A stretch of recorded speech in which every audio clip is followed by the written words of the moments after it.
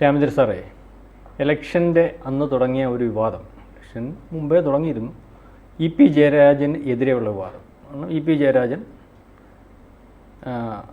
BJP നേതാക്കളുമായിട്ട് സംസാരിച്ചു, അല്ലെങ്കിൽ BJPയിൽ പോകാൻ തീരുമാനിച്ച് സംസാരിച്ചു എന്നുള്ളതാണ് പുള്ളിയുടെ പേരുള്ള ആരോപണം. ശരിക്കും പറഞ്ഞാൽ അങ്ങനെ ഒരു കാര്യം നടന്നിട്ടുണ്ടോ എന്നുള്ളത് നമുക്കറിയത്തില്ല. പക്ഷേ EP ജയരാജൻ CPM വിട്ട് BJPയിൽ പോകുന്നതെന്ന് തീരുമാനിച്ചതിൽ തെറ്റുവല്ലതും ഉണ്ടോ? കാരണം EP ജയരാജനെ CPM ചതിച്ചാണോ, CPM EP ജയരാജനെ ചതിച്ചാണോ എന്ന് നമുക്ക് പുറകോട്ട് ചെയ്യുമ്പോൾ തോന്നുന്ന ഒരവസ്ഥയുണ്ട്. അത് ഈ കണ്ണൂർ രാഷ്ട്രീയത്തിൽ, ഈ കണ്ണൂരിലും ആലപ്പുഴയിലും 2 ജില്ലകളിൽ ഈ CPMൻ്റെ അകത്ത് ഭയങ്കരമായിട്ട് വിഭാഗീയത പുകഞ്ഞുകൊണ്ടിരിക്കുകയാണത്.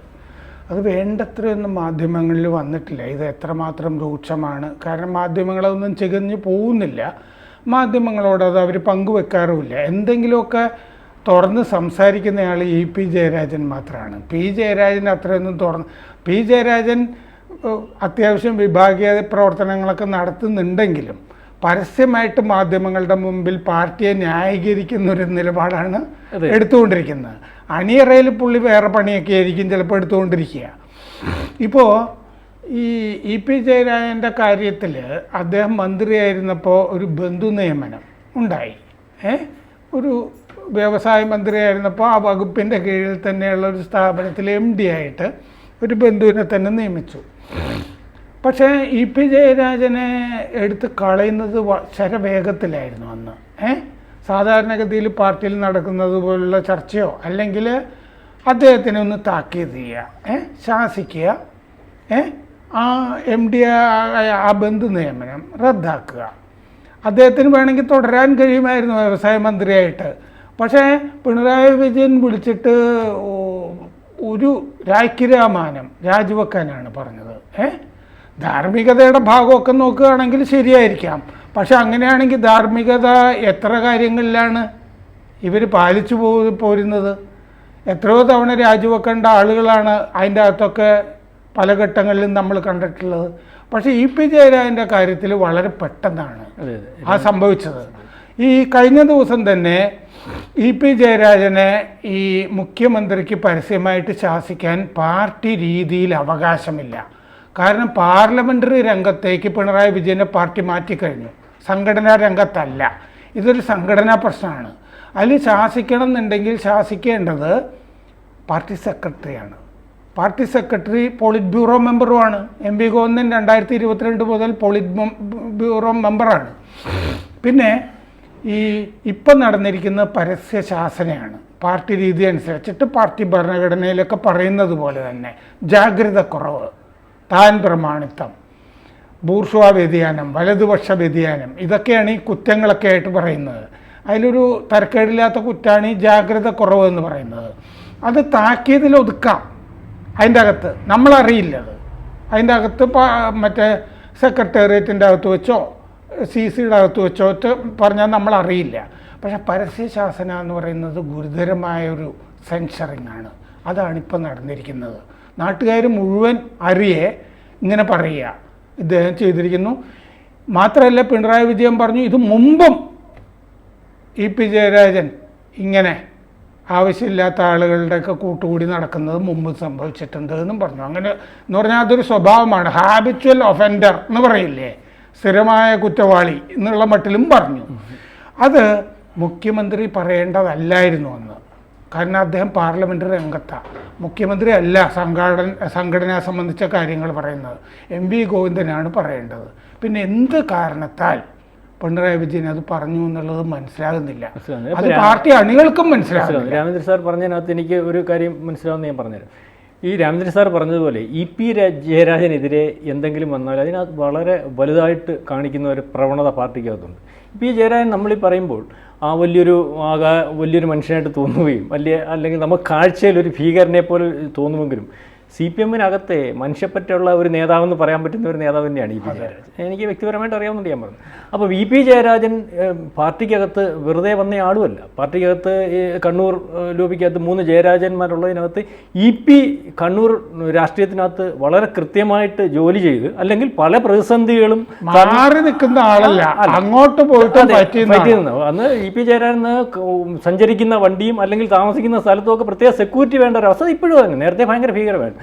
അപ്പം അങ്ങനെ വന്ന ഒരാൾ, പാർട്ടിക്കകത്ത് വന്നയാൾ ഈ പാർട്ടിക്കകത്ത് കേന്ദ്ര കമ്മിറ്റിയിൽ വന്നു ഒഴിച്ചാൽ അദ്ദേഹത്തിന് കൃത്യമായ പോസ്റ്റുകളൊന്നും കിട്ടിയിട്ടില്ല. ശ്രദ്ധിച്ചാൽ മനസ്സിലായി. MLA ആവുന്നത് കണ്ണൂരിൽ നിന്ന് 1-2 തവണ MLA ആവുന്നത് കണ്ണൂർ പൊളിറ്റിക്സിനകത്ത് നേതാക്കന്മാർക്ക് വലിയ കാര്യമൊന്നുമില്ല. ഒരു പാർട്ടി കോൺഗ്രസ് ഞാൻ റിപ്പോർട്ട് ചെയ്തിട്ടുണ്ട് ഡൽഹിയിൽ. അതിൽ കേരളത്തിൻ്റെ പ്രതിനിധി സംഘം ഉണ്ടല്ലോ, അതിൻ്റെ ലീഡർ ഇ പി ജയരാജനായിരുന്നു. അങ്ങനെ സംഘത്തിൻ്റെ ലീഡറാകുന്ന ആളെ സാധാരണഗതിയിൽ പാർട്ടി രീതികൾ അനുസരിച്ച് സെൻട്രൽ കമ്മിറ്റിയിൽ എടുക്കാറുണ്ട്. അദ്ദേഹത്തിനെ അന്ന് CC-യിലെടുത്തു. അത് കഴിഞ്ഞിട്ട് അങ്ങോട്ട് വലിയ ഗുണമൊന്നുമില്ല. പക്ഷെ അദ്ദേഹത്തിന് ആ വിമാനത്തിൽ വെച്ചും ഉള്ള രംഗവും നമ്മൾ കണ്ടതാണ്.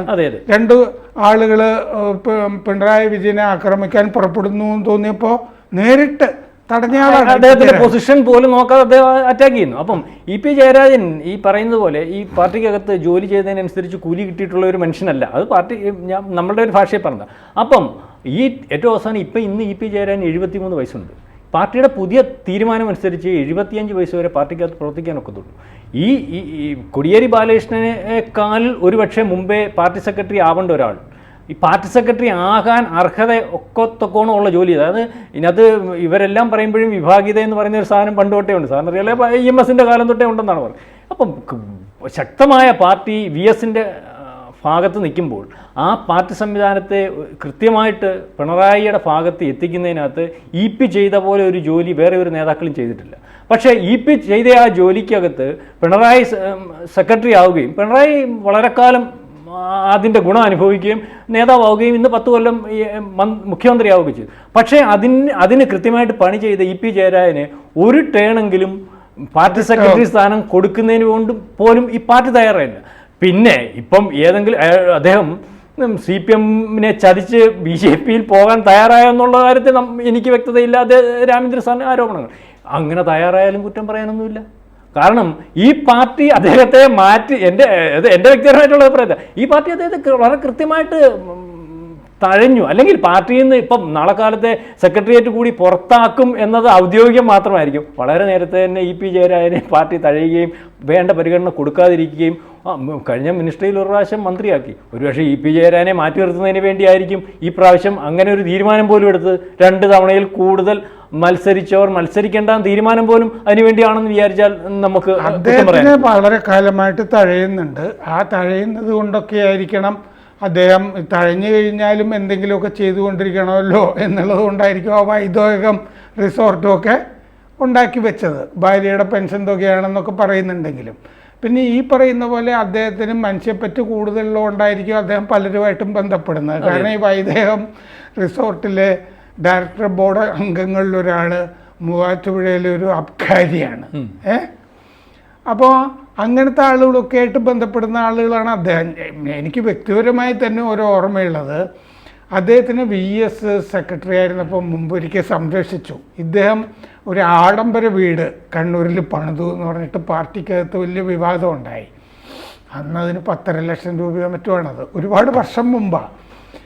എന്നിട്ട് VS കണ്ണൂർ പോയിട്ട് ഇക്കാലത്ത് അത്യാവശ്യം മനുഷ്യന് ജീവിക്കാനുള്ള ഒരു വീട് വെക്കണം എന്നുണ്ടെങ്കിൽ 10.5 ലക്ഷം രൂപയൊക്കെ ആകും എന്ന് VS പറഞ്ഞിട്ട് അന്ന് സംരക്ഷിച്ചു. അത് കഴിഞ്ഞിട്ട് നമ്മൾ കാണുന്നതാണ് ആ VS പല ജില്ലകളും പിടിച്ചിട്ട് VS പാർട്ടി മൊത്തം പിടിച്ചടക്കിയെന്ന് തോന്നിയൊരു സമയത്താണ് ഈ ജയരാജൻ പുറത്തേക്കിറങ്ങി പല ജില്ലകളും തിരിച്ച് പിണറായി വിജയന് അനുകൂലമാക്കി കൊടുത്തിട്ട് മലപ്പുറം സംസ്ഥാന സമ്മേളനത്തിൽ വെച്ച് ഞാൻ റിപ്പോർട്ട് ചെയ്തിട്ടുള്ള സംസ്ഥാന സമ്മേളനമാണ് മറ്റേ പിടിച്ചു കയ്യിലേക്ക് കൊടുത്തത്. പിന്നെ അദ്ദേഹത്തിന് ആകെ കിട്ടിയത് പിന്നെ ദേശാഭിമാനിയുടെ ജനറൽ മാനേജർ സ്ഥാനമാണ്. ആ ജനറൽ മാനേജർ സ്ഥാനത്തിരിക്കുമ്പോൾ അദ്ദേഹത്തിന് സാന്റിയാഗോ മാർട്ടിനും ചാക്ക് രാധാകൃഷ്ണനും ഒക്കെ ആയിട്ടുള്ള. രാജേഷ് സാർ പറയുമ്പോൾ ഒരു കാര്യം ഇപ്പോൾ ഈ പറഞ്ഞ അദ്ദേഹത്തിന് ആകെ കിട്ടിയെന്ന് പറഞ്ഞാൽ അതും അദ്ദേഹത്തിന് കൊടുത്തു എന്നല്ല.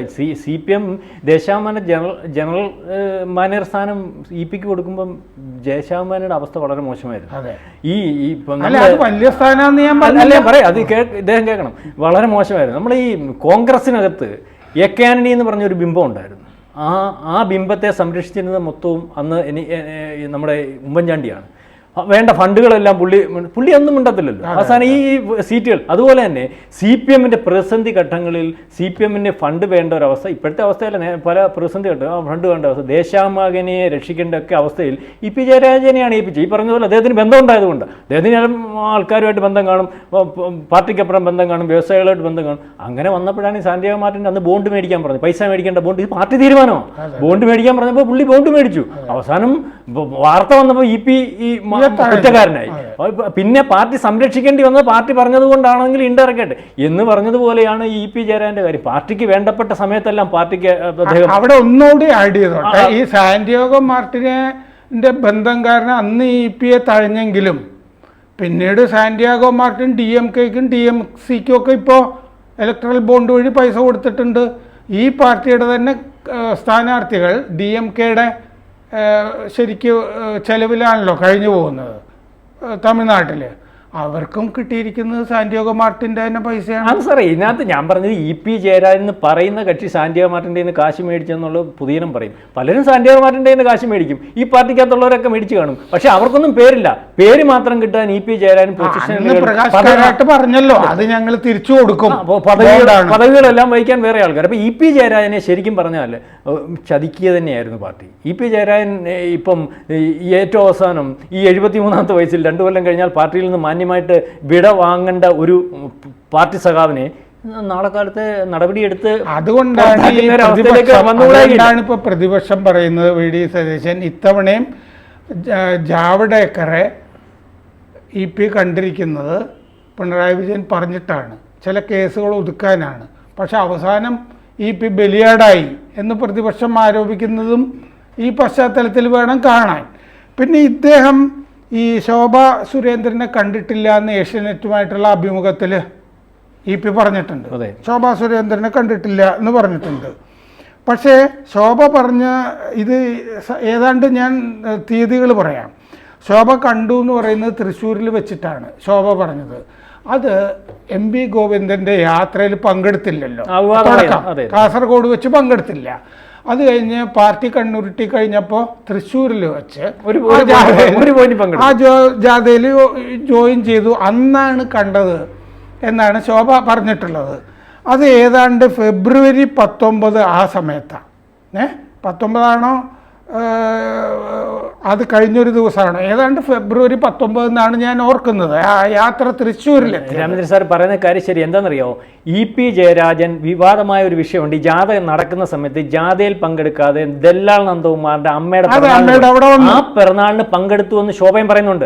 ആ സമയത്താണ് കണ്ടെന്നും പറയുന്നത്. അതെ, അപ്പൊ ഈ ഡേറ്റ് എറണാകുളത്തെ കാര്യം വേറെ, ഫെബ്രുവരി തൃശ്ശൂരിൽ വെച്ച് കാണുന്ന ഡേറ്റ് ഫെബ്രുവരിയാണ്. ഏതായാലും 19 അല്ലെങ്കിൽ 19 കഴിഞ്ഞിട്ടൊരു ദിവസമാണത്. 19 ഈ ഫെബ്രുവരി 24 മറ്റേ 29 ഉണ്ടല്ലോ.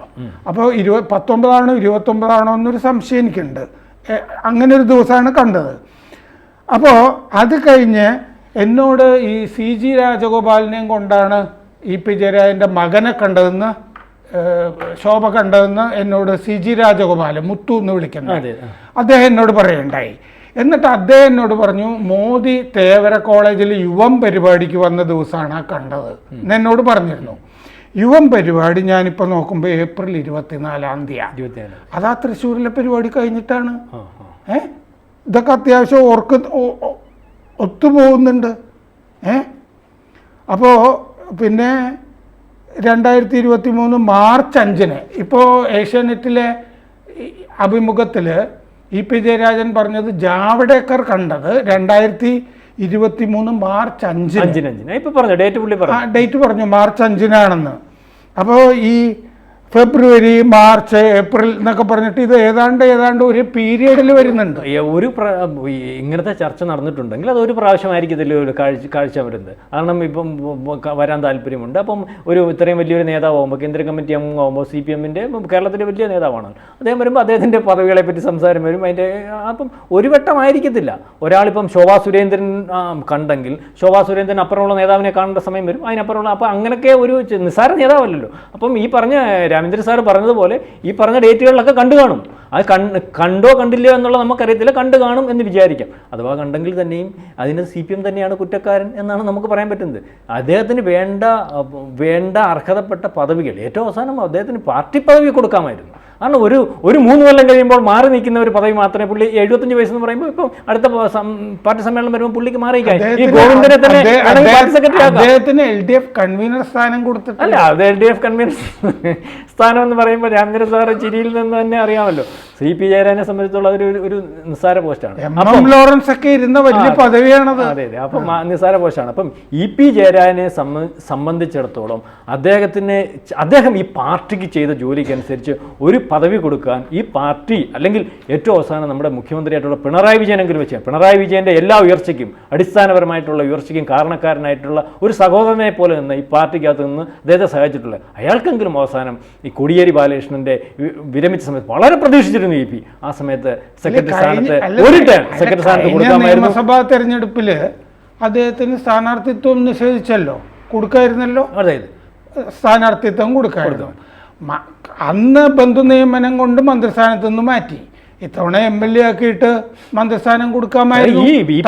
EP ജയരാജനെ ബന്ധു നിയമത്തിൽ ഇദ്ദേഹം പറഞ്ഞ വളരെ സ്പീഡിൽ മന്ത്രിസ്ഥാനത്തു നിന്ന് മാറ്റിയപ്പോൾ ജലീലിനെ പോലെ ഉള്ളവരെ മാറ്റുന്നതിന് 1000 വട്ടം ആലോചിക്കേണ്ടി വന്നൊരവസ്ഥ. അതായത് നമുക്ക് അവസാനിപ്പിക്കാം. അപ്പോൾ അതിനു മുമ്പ് EP ജയരാജൻ എന്ന CPM-ലെ ശുദ്ധാത്മാവിന് കിട്ടുന്ന ഏറ്റവും വലിയ, CPM-ൽ നിന്ന് കിട്ടുന്ന ഏറ്റവും വലിയ അടിയായിട്ട് നമുക്കിത് കാണാൻ പറ്റുന്നുള്ളൂ. ഇനി ഏതവസരത്തിലെങ്കിലും അവസാനം അദ്ദേഹത്തിൻ്റെ വിഷമം കൊണ്ടോ സാഹചര്യം കൊണ്ടോ അദ്ദേഹം BJP-ക്കാരുമായിട്ട് സംസാരിച്ചിട്ടുണ്ടെങ്കിൽ എൻ്റെ ഒരു അഭിപ്രായത്തിൽ ഞാൻ അദ്ദേഹത്തെ കുറ്റപ്പെടുത്തത്തില്ല. ഒരു ആയുസ് ഈ പാർട്ടിക്ക് വേണ്ടി മാറ്റിവെച്ച ഒരു മനുഷ്യന് ഒന്നും കൊടുക്കാതെ മാറ്റി നിർത്തിയ ഒരു പാർട്ടിയായിട്ടാണ് CPM. ജയരാജൻ്റെ കാര്യത്തിൽ AKG ഒക്കെ ഉണ്ടായിരുന്ന കാലത്താണെങ്കിൽ ഇതിങ്ങനെയല്ല കൈകാര്യം ചെയ്യുക. കാരണം ഈ പിണറായി വിജയനൊക്കെ മുമ്പ് ഈ നക്സലിസത്തിൻ്റെ പിന്നാലെ പോയൊരു കാലമുണ്ട്. ആ കാലത്ത് ഈ AKG ഒക്കെ പോയിട്ടാണ് ഇവരെയൊക്കെ മടക്കി നല്ല വാചകങ്ങളൊക്കെ പറഞ്ഞിട്ടൊക്കെ തിരിച്ചൊക്കെ കൊണ്ടിരുന്നത്. അതുപോലെ ഈ EP ജയരാജനോ ഇങ്ങനെ ഒറ്റപ്പെടുത്തി ആക്രമിച്ച് പുറത്താക്കുന്നതിന് പകരം അദ്ദേഹത്തിൻ്റെ അടുത്തും ചെന്നിട്ട് പാർട്ടിയുടെ കൂടെ നിൽക്കണം, ഞങ്ങൾ നോക്കിക്കോളാം, വേണ്ട പോലെയൊക്കെ ചെയ്തോളാം, മറ്റേ BJP വർഗീയ കക്ഷിയാണ്, അത് സഖാവിനെ അറിയാവുന്നതല്ലേ, സഖാവ് അതിൽ പോകരുത് എന്നൊക്കെ പറഞ്ഞ് ഇനിയും അദ്ദേഹത്തിനെ അക്കോമഡേറ്റ് ചെയ്യാൻ വൈകിയിട്ടില്ല എന്നാണ് എനിക്ക് തോന്നുന്നത്. ശരിയല്ലേ? ശരിയാണ്. എന്താണെന്ന് വെച്ചാൽ സംഭവിക്കട്ടെ. കൂടുതൽ വാർത്തകളും വിശേഷങ്ങളും നിങ്ങളിലേക്ക് എത്താൻ ABC മലയാളം സബ്സ്ക്രൈബ് ചെയ്യുക, ബെൽ ബട്ടണും അമർത്തുക.